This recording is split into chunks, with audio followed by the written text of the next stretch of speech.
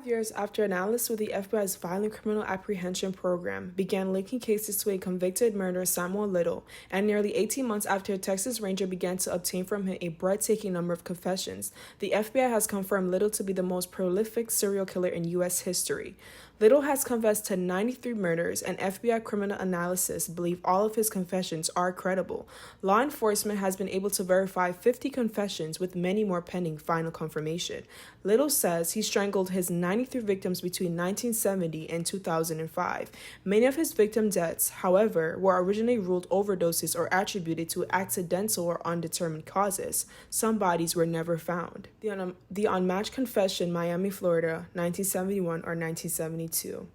Little recounted that in 1971 or 1972, he met an attractive 18 to 19-year-old transgender black woman in Miami, Florida.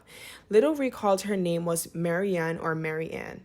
Little said Marianne was, 5'6" or 5'7" in height, approximately 140 pounds. Little first met Marianne at a bar known as the Pool or Pool Palace near 17th Avenue in Miami. A few days later, they met again at a bar in Overtown, where Little offered to give her a ride home. Little stated Marianne lived with several other roommates between Brownsville and Liberty City. When they arrived there, one of Marianne's roommates asked them to buy a can of shaving cream, so they returned to Little's car, a gold four-door Pontiac LeMans.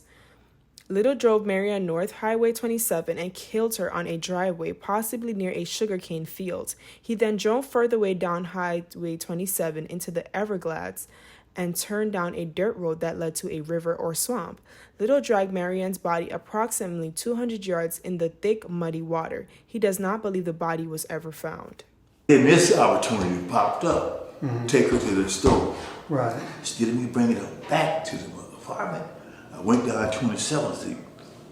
That's going down to Fort Lauderdale, called the Alligator Alley. It runs in the Alligator Alley. Right. But the further out you get, the further you get out of Miami. Right. And you got vegetation. Now, how far outside of Miami do you think you were? It wasn't too far out of Miami, right there. I was in my stepdad's car, Pontiac LeMans. Now, where'd you take her to? Continue down 27. Got back on 27. Going outside of Miami. Okay. Miami. Going away from Miami. Going away from Miami. We got down past the let's say limits. So I continued on toward Fort Lauderdale, and I seen a road going off the main road back into vegetation on the left side. So I got her out of the car, pulled her out, and drug her into the growth back there, and pulled her deeper into there's a path. A little path was running somewhere. I don't know where it led it to, but it was running deeper into the undergrowth. It's like Everglades like that. And we ran into some water running.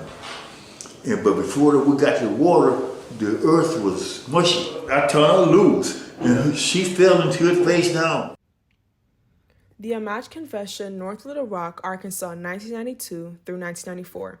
Little said he encountered a black female in a transient area of Little Rock, Arkansas, between 1992 and 1994.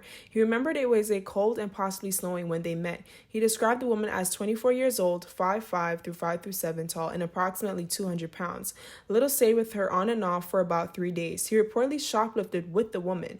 Then she sold the merchandise. Little remembers being arrested for shoplifting in North Little Rock Kroger grocery store. Records indicate that Little was in fact arrested by North Little Rock Police Department for shoplifting from Kroger on April 20th, 1994. According to Little, he was released after approximately 3 hours so that he could move his vehicle, a 1978 yellow Cadillac Eldorado, or possibly a yellow Dodge, off the grocery store property. Little stated that when he returned to his vehicle, the woman was sleeping inside. He first drove the woman to meet her ex-boyfriend, a man called Beer. Little believes Beer is now deceased, then drove her back to her residence. He returned the following day and drove with her toward Benton or Bentonville, Arkansas, when they were outside Little Rock. Little drove down a dirt road and manually strangled the woman to death. Little stated he placed the woman's bodies on a pile of branches on a oil corn stalks in or near a cornfield. He believes the woman's name may have been Ruth and that her mother lived in North Little Rock. The Unmatched Confession, Covington, Kentucky, 1984. Little stated that in approximately 1984, possibly in the summertime, he was driving his Lincoln Continental Mark III from Lorain, Ohio to Cincinnati. While en route, he met a 25-year-old white female outside a strip club. He remembers her as being 5'6" or 5'7", and 130 through 170 pounds. Little describes her as having a short blonde hair, blue eyes with a hippie appearance. She approached him and asked for a ride to Miami, Florida, saying her mother lived there. Little said he and the woman drove south on Interstate 75. When they reached Cincinnati, the two of them spent time downtown on Vine Street. They continued driving together across the river into northern Kentucky.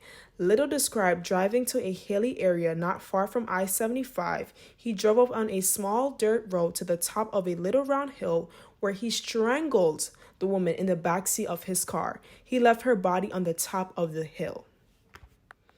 The Unmatched Confession, Las Vegas, Nevada, 1993. In 1993, Little was driving a 1978 yellow Cadillac Eldorado to Los Angeles when he met a black woman on Owens Avenue or Jackson Street in Las Vegas. He described her as a thin, dark-skinned woman who was approximately 40 years old. She was about 5'5" and 110 through 120 pounds. Little believed the woman had naturally short hair but wore a long hair wig as depicted in his drawing. He remembered the woman pointing out her son, a black male who was 19 to 23 years old. Little confessed to taking her to a motel room where he strangled her to death. He said he then placed the woman's body in the trunk of his car and drove to the outskirts of Las Vegas. He pulled off on a remote road and rolled the woman's body down a steep slope. He then threw her clothes out further down the road. It was highly likely that her body was never found. Where do you eventually take her body to? I was headed toward California.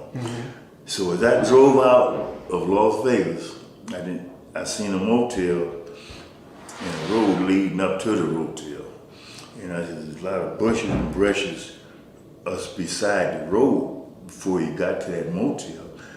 That's where I pulled up her body out and rolled it down there. And I heard a secondary roll of noise. That meant she was still rolling. The Unmatched Confession, New Orleans, Louisiana, 1982. Little said that in 1982, possibly in the autumn, he met a black female in New Orleans. He described the woman as approximately 30 to 40 years old, 5'8" through 5'9", weighing 160 pounds, with honey-colored brown skin and medium-length straight hair. He remembers that she was wearing a pretty dress with buttons on the front. Little said that they met in a club where she was attending a birthday party with a group of friends, and one of her two were sisters. Little left with the woman in his vehicle, a Lincoln Continental Mark III. The woman told Little that she lived with her mother, who was sickly. The woman also gave Little the keys to her house. Little drove the woman to Little Woods exit off I-10, where he turned down a dirt road along a canal that was being dredged. They exited his car, then Little pulled the woman towards a canal where he killed her and left the body. Afterwards, Little drove back to the motel where he was staying in Pascagoula, Mississippi. If you like videos like this, please subscribe for more and like the video.